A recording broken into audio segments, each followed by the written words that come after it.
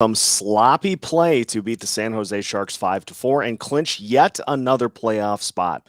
We recap everything that happened throughout the game and what the Wild need to do now as they've clinched a playoff spot on today's Locked On Wild postcast. You're Locked On Wild, your daily podcast on the Minnesota Wild. Part of the Locked On Podcast Network, your team every day.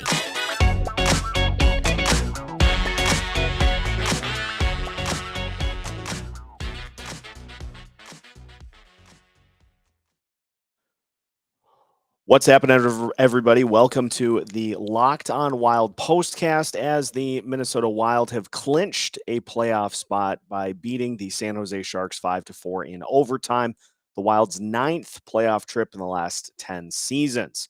Today's postcast brought to you by Built Bar, and if you are looking for an opportunity to eat a little better and to look your best heading into the spring, Built Bar is here for you. If you haven't tried their puffs, you're missing out on one of Built Bar's best tasting bars yet. Puffs are the first ever protein-infused marshmallow. They're fluffy, they're marshmallowy, they're not just a protein bar, they're a treat, and they're covered in 100% real chocolate. Most Built Bars contain 130 calories, 4 grams of sugar, 4 net carbs, and 17 grams of protein. Compare that with your standard candy bar, which usually has around 240 calories, 30 grams of sugar, and dozens of net carbs. If you want to get in on the Built Bar Mania, head to Built.com, use the promo code LOCKED15, and you'll get 15% off of your order. Again, use the promo code LOCKED15 for 15% off at Built.com. Wild win 5-4 in overtime, and this was not by any stretch of the imagination one of the better games that the Wild have played. Got off to a quick 2-0 lead, but after the Sharks scored on a goal that Marc-Andre Fleury would like back, I'm sure, it seemed like the Sharks really kind of pulled back into this game, and then they were able to tie it 2-2. They ended up just hanging with the Wilds the entirety of the rest of the game, and for a team that had come in on a just abysmal losing streak, that was disappointing to see that the Wilds could not put this type of team away. But as we've seen through pretty much the entirety of the season, Jordan Greenway out of the lineup just takes away some of the teeth of this Wild team. And Marcus Foligno and Joel Eriksson Ek just are not the same players without him on the ice. Wild also trying to get an opportunity with Tyson Jost a little banged up. He didn't play either in this game. And so you look at it, all things considered, without Tyson Jost, John Merrill, Jordan Greenway, Matt Dumba, none of those guys in the lineup. It was one of those just trying to kind of grind to a win to get the playoff spot clinched so that now the Wild can try to do some things if they can't keep up with St. Louis for the 2 spot in the division. They can try to do a few things to get themselves fully prepared for that expected first-round playoff series. What did we like in this game? First and foremost, got to give some props to the combination of Kevin Fiala, Freddie Gaudreau, and Matt Boldy. Sensational again here in this one. And as we've seen for the last several weeks, this line has really carried the team. The top line of Kirill Kaprizov, Ryan Hartman, and Matt Zuccarello may have had one of their worst games of the season for reasons that we'll talk about here at the end of the postcast. But just really bizarre seeing the struggles, especially from a guy like Matt Zuccarello, who just did not have a good game in this one here. Nonetheless, the Fiala line able to put the team on their back and get this win. Marc-Andre Fleury, also not his best effort of the season by far. Probably his worst game with the Wild so far. Just seemed tentative and just seemed like he had a hard time tracking the puck today. Had a couple of goals that he definitely was frustrated about. And it just seemed like a Wild team that was shorthanded and was also tired from the just physical grinder that was that game against St. Louis on the road. So, a lot of factors at play. Ultimately, you don't have to really get style points every single night, and so the Wild will take the win. They'll take the 2 points because the playoff spot has been clinched, and that was the ultimate goal heading into this one here today. That being said, even though we're going to try to start with what we liked, and it really was only that Goudreau Fiala Boldy line. There's a lot of things that need some work heading into the playoffs and down the stretch of the season as well. And so we'll finish up here in our recap of today's game by looking at some of the areas that the Wild need to get figured out by the time the regular season is done. Our postcast continues here on the Locked On Sports Minnesota channel. Locked On Wild postcast after this. But first, our next partner has a product that I use every single day of the week. I started taking AG1 because it condenses all of your daily vitamins and supplements into one neat little scoop. And for those of us that are up and at 'em pretty early or are a little later up and are running into a time crunch, AG1 makes it super easy.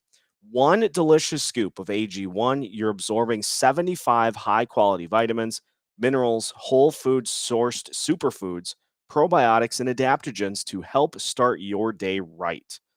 Plus, it's lifestyle friendly, whether you eat keto, paleo, vegan, dairy free, or gluten free. AG1 is a small micro habit with big benefits. It's the one thing you can do every single day to take care of yourself. And Athletic Greens has over 7,000 five-star reviews. Right now, it's time to reclaim your health and arm your immune system with convenient daily nutrition. It's just one scoop in a cup of water every day. That's all you need. No need for a million different pills and supplements to look out for your health. And to make it easy, Athletic Greens is going to give you a free 1 year supply of immune supporting vitamin D and 5 free travel packs with your first purchase. All you have to do is visit athleticgreens.com/NHL network. Again, that is athleticgreens.com/NHL network to take ownership over your health and pick up the ultimate daily nutritional insurance.